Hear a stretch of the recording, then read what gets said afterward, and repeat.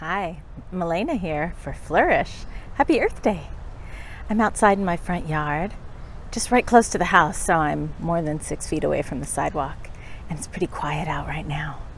So I wanted to wish you a happy Earth Day, and I'm going to be sharing with you, once I go back in the house and sit down at my computer, some things that you can do while you're staying at home for your own garden or online, different apps you can use, and podcasts to listen to, and all kinds of good stuff. So happy Earth Day, and you can celebrate it every day with Flrysh. That was good, huh? Okay. So the first tool I wanted to share with you is called the Picture This app. And you can download the app to your phone, or there's a desktop app as well. With your phone, you can use it to identify plants by just opening the app and taking a picture of it. And then it identifies what it is and tells you other things about it. With the desktop app, you can just upload a picture. So this is a picture that I took in October of a cactus that's in our front yard, and it was in bloom, which I had never seen before. And I didn't know the name of this cactus or flower. So just to try the app today, I uploaded this picture, and now I know it's a dragon fruit, and it is a night blooming cactus.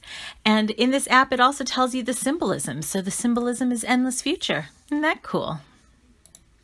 It is a warm and very sunny day here, and I'm out with my bird cage covered vegetable garden bags that Erin Riley from yourhopegardens.com, Hope Gardens Landscaping, delivered to my house a month ago, just after we went into lockdown.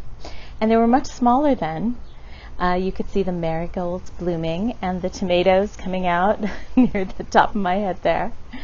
And so it is one way that we can have the outdoors in our own homes as we quarantine. Erin Riley of Hope Gardens Landscaping, yourhopegarden.com, has on her website all kinds of great information about how to learn the process of gardening.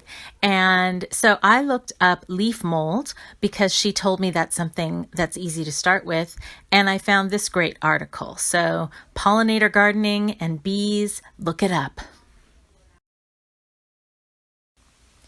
Also on verbal.com, that's spelled VURBL.com. It's one of the projects that I'm part of. One of my colleagues put together a curated list of gardening podcasts. So there are 10 that you can choose from. You can check them all out, see if one fits your style better than another.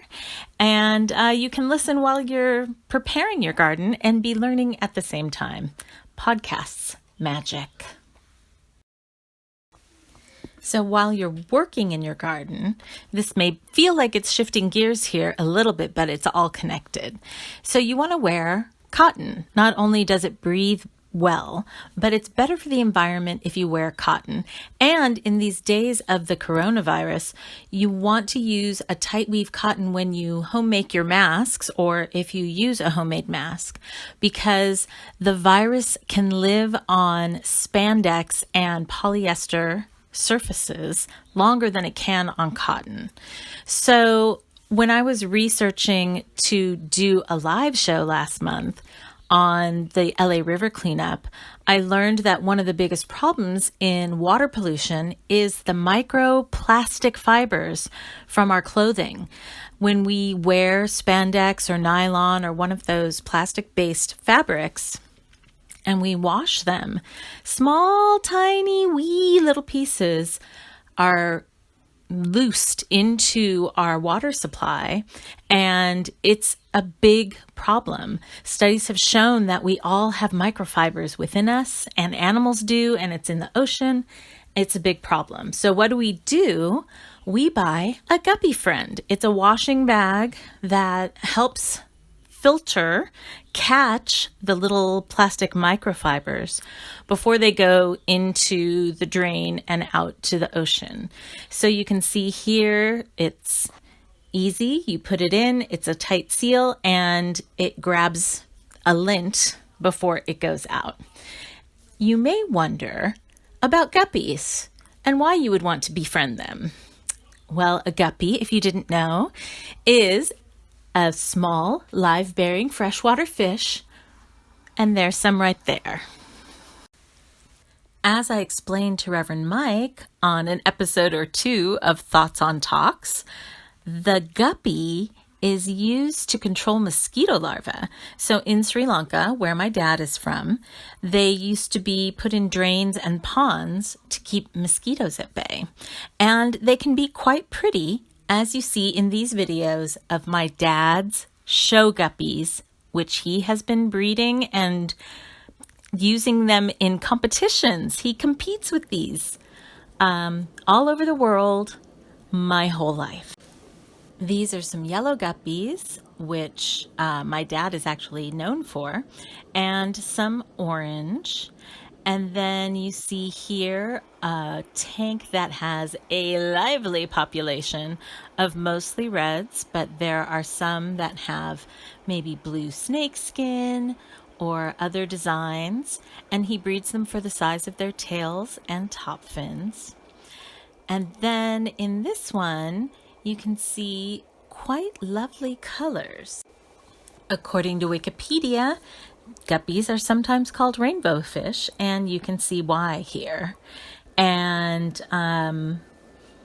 some of them have no color. Those are the ones that are usually used as feeder fish for bigger animals. These have a really cool iridescent split tail. I don't know, fancy. All I can do is be impressed. I never took to guppy breeding myself, but I've been around it. So this is the world of guppies. See the little babies on top? And then these are some of the prettiest I've seen. They don't pose well for still pictures, as you might be able to tell, but these are some of the nicest ones. And I snuck into my dad's fish house to take these pictures. He wasn't there. He doesn't know I did it. Don't tell him.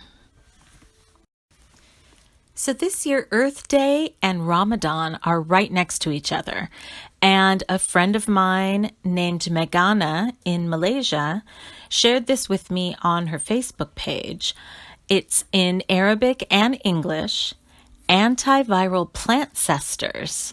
So this woman is from Lebanon and Los Angeles, and she's put this knowledge together, bringing ancestral knowledge to our modern time. Our bodies and the earth are intelligent. We are resilient, adaptable. Many of us come from lineages that have been surviving in the face of all kinds of adversity, illness, and stress daily for many generations now.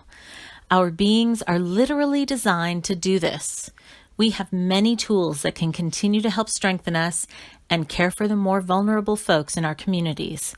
Panic is not one of them. So check out riverroseremembrance.com for more information about natural support from our plantcestors in this challenging time, and enjoy as much as you can this Noah's Ark reset, this refreshing and renewal of our natural world. Thanks to the Center for Spiritual Living in Granada Hills and all those who have helped make Flrysh what it is. Let's all promise to be the best lover and defender of the earth that we can be. And that's Flrysh for April. Thanks for joining me. My name's Meghana.